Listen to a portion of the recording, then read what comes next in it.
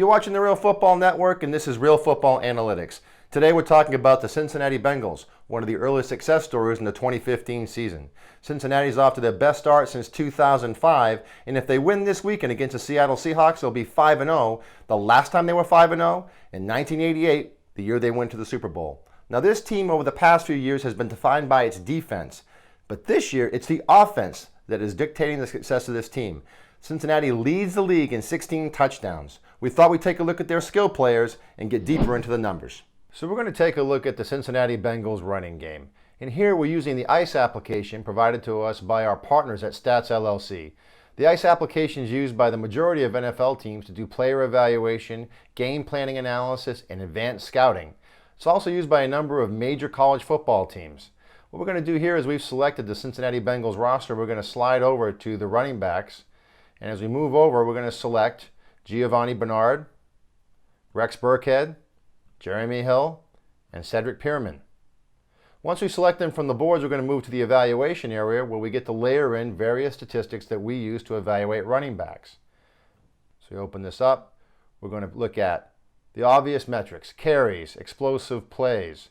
We're going to keep looking at, let's see here, stuff percentage, run stuffs. We're also going to look at touchdowns, yards, total yards, and yards per carry. Traditional metrics for all the running backs.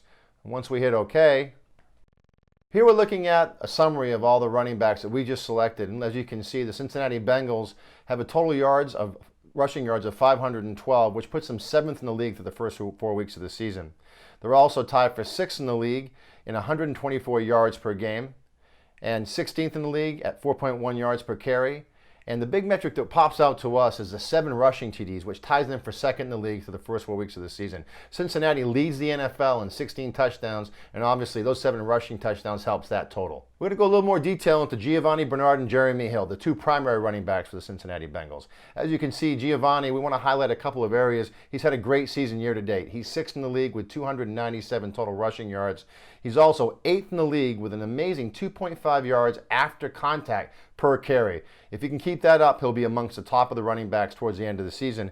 And Jeremy Hill, whose workload started to increase over the last couple of weeks, you can see his quality rush percentage is 11th in the league at 54%. And of course, Giovanni right behind him at in the 12th position at 53.7% in quality rush percentage. We've looked at the running game of the Cincinnati Bengals. Now let's take a look at that passing offense. Let's take a look specifically at the receiving core, including the wide receivers and tight ends. Again, going back to the ICE application provided to us by Stats, we're going to go to the report section that highlights the Cincinnati Bengals overall receiving core. Here, as you can see, we have all the tight ends and wide receivers on the roster and their various numbers and metrics. Let's take a closer look. And here, as we're looking at the Bengals receiving core, I want to specifically point out A.J. Green, who's certainly trending after the first 4 weeks of the season to have one of the most prolific seasons of a wide receiver in the last few years. As you can see, his total receiving yards is 4th in the league at 417 yards. His yards per target, 11.9 yards, which places him 3rd in the league. And when we talk a little bit more about Andy Dalton's passing year to date, we do want to talk more about this yards per target metric. Also, moving over to the explosive plays column, A.J. Green is 4th in the league, or tied for 4th in the league with 5 explosive plays, and that's pass plays of over 21 yards. Marvin Jones, his teammate, even though he only has 10 receptions, almost a third of his receptions are explosive plays, those 21-plus yard plays. He has 3 of those year to date and tied for 8th.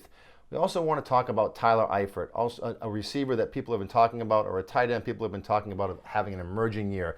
Tyler has an amazing clutch reception percentage of 81.3%, which places him 7th amongst all wide receivers and tight ends. That's elite company. And just so everybody remembers, our clutch reception percentage definition is this: any catch that moves creates another set of first downs or a score. And 81.3% of the catches by Tyler Eifert year to date comes in that category. Well, now that we've taken a look at the running backs and the receiving core for the Cincinnati Bengals, let's take a look at the guy that stirs the drink, and that's quarterback Andy Dalton. We're going to go back to the board section in the ICE application, and we're going to select Andy Dalton here, our starting quarterback for the Cincinnati Bengals, who's had a great season. Let's take a look at his numbers in the evaluation tab. Now here, once we've drilled into the details on Andy Dalton's passing game, we're looking at his passing map through the first 4 weeks of the season. And as you can see, we actually create verticals across the field in 5 different segments, from left sideline to right sideline. And we have 4 different path depth categories that we evaluate quarterbacks under. We wanted to point out a couple of things. First off, in the short range pass area, if you look at the left seam, middle, and right seam areas, look at Andy Dalton's completion percentage. 75% in the left seam, 83% in the middle, and 82% in the right seam. Also, if we move over just to the right along the right sideline in that short passing category, Andy's completed 65% of his passes in that area. Also of note to us was Andy's quality and efficiency in the intermediate passing area. This is where the most qualified quarterbacks make their bread and butter, in the intermediate pass range. Andy is incredible, 75% in the left seam and 80% in the right seam area. He's at 100% in the middle, but he only has 1 pass attempt, which he completed. One other area we wanted to talk about was the deep passing range. Andy Dalton actually has the most deep ball pass attempts of any quarterback year to date, and that's something that took us quite by surprise. And as a matter of fact, his 63% completion percentage for all passes over 16 plus yards is 3rd in the league amongst all quarterbacks. Again, something that really is interesting to us and is really an indication of the game planning and the schemes that Hue Jackson has implemented that Andy Dalton's executed year to date.